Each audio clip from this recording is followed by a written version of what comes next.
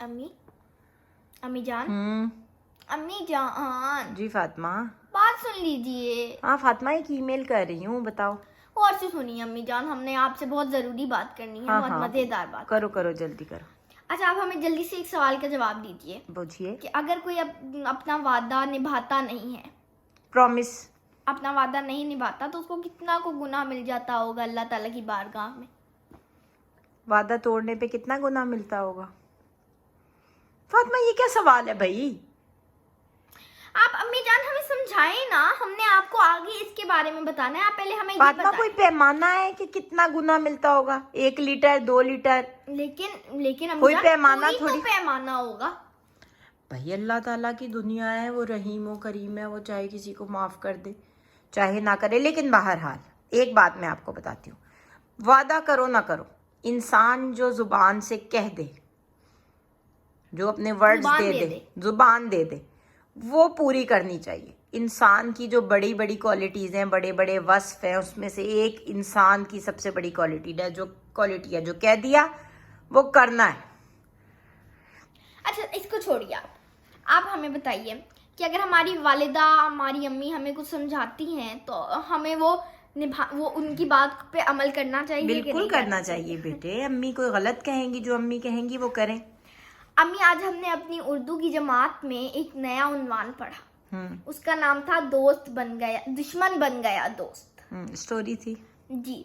वो बहुत मजेदार कहानी थी, जिससे हमें ये हुआ कि हमें हमेशा क्या फजूल के वादे नहीं करने चाहिए। अच्छा ठीक है, मैं आपको जल्दी से बताती हूँ कि उस कहानी में क्या था। जल्दी बताना, मैंने मेल करनी है। अच्छा अम्मी सुनिए, जो मुसलमानों की रियासत का बादशाह जहीरुद्दीन बाबर था, उसकी और एक हिंदुस्तान का बादशाह था इब्राहिम लोधी, और एक हिंदुस्तान की सल्तनत रियासत में वाड़ का हाकिम था राणा सांगा।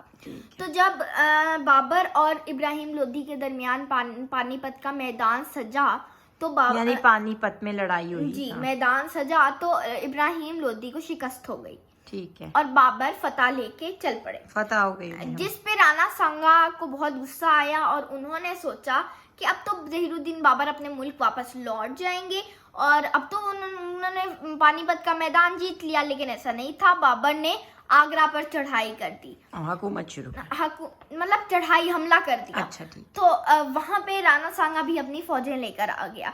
दोनों के दरमियान फिर से मैदान सजा, फिर लड़ाई हुई, यानी फिर से मैदान सजा, और राणा सांगा को शिकस्त हो गई। अब राणा सांगा की फौज में एक बहादुर बूढ़ा शख्स था। वो बहुत ज्यादा बहादुर था। उसके लिए मिसाल थी कि वो एक हाथ तलवार के वार से पहाड़ काट सकता था। ठीक है। तो इतनी उसके अंदर जान थी, ताकत थी। वो खुद बूढ़ा का नाम नहीं पता तुम्हें? नहीं, उसका नाम था राजपूत। बूढ़ा राजपूत बहादुर था वो बहुत ज्यादा। तो वो उस राणा सांगा वाली जंग के अंदर वो मर गया, वो शहीद हो गया।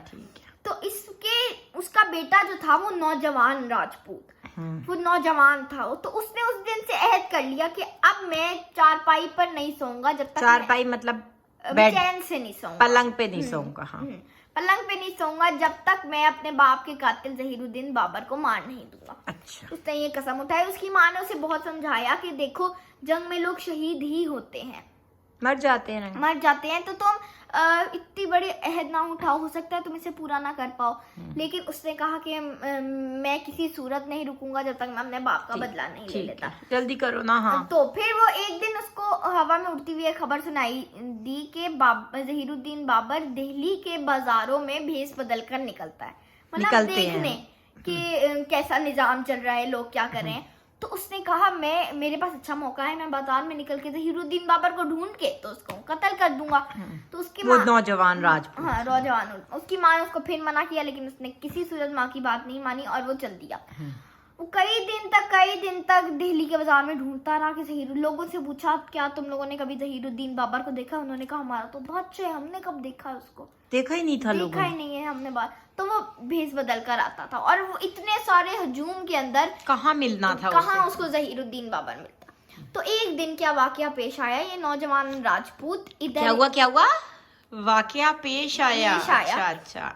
ये नौजवान राजपूत दुकानों पे लोगों से पूछ रहा था जहीरुद्दीन बाबर के लिए, तो वहां से एक मस्त हाथी, बिफरा हुआ हाथी आया। मस्त हाथी, बिफरा हुआ, जो बहुत गुस्से में देखिए, हाइपर हाथी। हाँ जी। हाथी जो है वो बहुत ज्यादा एक आराम कुन जानवर है, जो तसल्ली वाला, गुस्सा उसको कभी नहीं आता, लेकिन जब उसको आ जाए हाँ, तो फिर कूल एंड काम है। हाँ जी। तो अब उसने अब जंजीरें तोड़ के वो बड़ा सा मस्त हाथी आया और वो बाजार में आ गया। ये सारा देख के लोग दुकानों और घरों में जाके छुप गए, भगदड़ मच गई वहां पे। इसी में वो नौजवान राजपूत भी जाके किसी दुकान में छुप गया। अब उस हाथी का ये आलम था कि जो चीज भी उसके सामने आती, चाहे वो कुछ भी हो, वो उसको अपने पैरों तले रोन देता। कुचल रहा था वो, और वो किसी के काबू में नहीं आ रहा था। और कौन उस मस्त हाथी को पकड़ता? कि इतने में क्या हुआ कि एक औरत चिल्लाने लगी वहां से, हाय हाय मेरा बच्चा, हाय हाय मेरा बच्चा। तो क्योंकि सारे तो डरे हुए थे, उन्होंने उसकी मदद नहीं की, लेकिन अंदर से, दुकानों के अंदर से किसी एक शख्स ने आवाज लगाई कि क्या हुआ यार तुझे? तो उस औरत ने कहा कि वो देखो मेरा बच्चा वहां पे है, और मैं उस बच्चे को बिठाकर, अपने बच्चे को वहां बिठाकर यहाँ कुछ खरीद रही थी, तो वहां से वो हाथी आ गया और किसी बंदे ने मुझे धक्का मारा और अब मैं नीचे गिर गई हूँ, मेरे पाँव में भी मोच आ गई है, मुझसे उठा नहीं जा रहा, और वो मेरा बच्चा है और वहां से हाथी आ रहा है। अच्छा।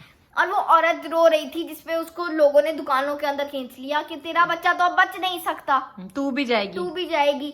तो उसको पकड़ लिया उन्होंने। अब वहां पे वो चीखे मारे, मेरे अपना बच्चा, उसका छोटा सा बच्चा। इतनी देर में एक अजनबी शख्स, जिसको कोई नहीं जानता अजनबी, हाँ, किसको कोई नहीं जानता था, वो भागता हुआ उस बच्चे की तरफ बढ़ा, और वहां से ही वो भागता हुआ हाथी भी आ गया। अब उस अजनबी शख्स ने फौरन ही उस बच्चे को अपनी गोद में लिया, और उस अजनबी शख्स ने देखे, जैसे एक हाथ में उसके वो बच्चा था, एक हाथ में तलवार थी, उसने उस एक तलवार से इतना जोर का वार किया कि उस हाथी की पूरी सूंड गिर गई, कट गई, मतलब कट के दूर जाके गिरी। मतलब उस शख्स के अंदर इतनी ताकत थी। अब जो हाथी की सूंड होती है, वो उसके लिए एक पावर है, उसकी एक ताकत है, वो उससे जड़ों वाले दरख्त भी निकाल लेता है, पानी भी पीता है, सांस भी लेता है, जबकि उसके अंदर कोई हड्डी नहीं होती। उससे वो सूंड काट दी, उसकी ताकत काट दी, जिसकी वजह से हाथी ढेर हो गया। ठीक है। लोगों ने बड़ा ताज्जुब किया उस शख्स पे कि इसमें इतनी ताकत है। ताज्जुब किया मतलब हैरान हुए। ठीक है। और वो जो वहाँ नौजवान राजपूत था, उसने सोचा कि ये इतना बहादुर, यकीनन ये कोई राजपूत होगा।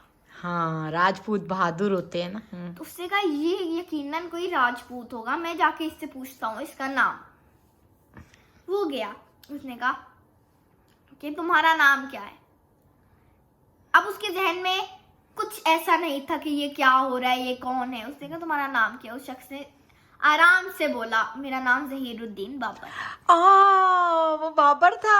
अब उससे वो शर्म से पानी पानी हो गया, नौजवान राजपूत। उसने कहा मैं इसको मारना चाह रहा था, ये तो इतना बहादुर है।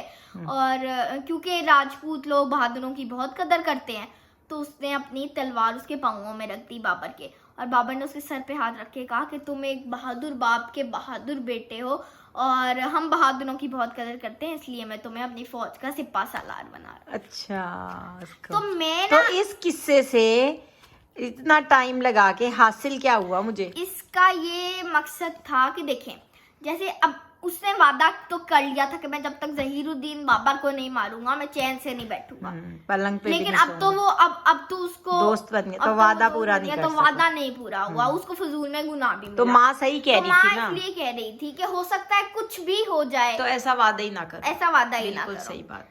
तो इसलिए मैं आपसे ये बात करना चाह रही थी कि देखिए, जिस तरह इस दफा के मेरे इम्तिहानात में मेरे 93% आए, 93% मेरे नंबर आए, 93% आए थे जी। तो आपने कहा कि अगली बार 97% आने। बिल्कुल, मैंने कहा अपने आप से आप वादा करें कि अब मेरे 97% आएंगे। 93 अब देखिए वालिदा, जिंदगी में कोई भी मुश्किलात, कोई भी मनाजिल आ सकती है, कुछ भी मुश्किल। मैं अब समझ चुकी हूँ। अब अगर मैं 97% ना वादा कर लूं और ना ले पाऊं, तो मुझे गुनाह तो फजूल का चार जानिब से आपको गुनाह घेर लेंगे। उफ अल्लाह, कितना बड़ा। हम कोशिश पूरी करेंगे, लेकिन वादा अगर हमने कर लिया तो फिर तो अगर हम जितनी भी मेहनत करें, दिन रात जागे, हर वक्त किताबों को अपने तन बदन से जोड़ लें, अपने जिंदगी में किताबों का एक बड़ा हिस्सा ले आए, और अगर फिर भी हमारे 97 तो वादा तो ना टूट गया। आए तो वादा तो टूट गया। तो नतीजा ये निकला कि आप वादा नहीं कर रहे।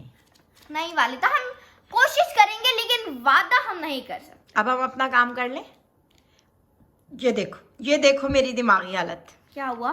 ये मैंने क्या ईमेल में लिखा है? क्या लिखा है वालिदा? हमें नजर नहीं आ डियर मिस्टर बाबर।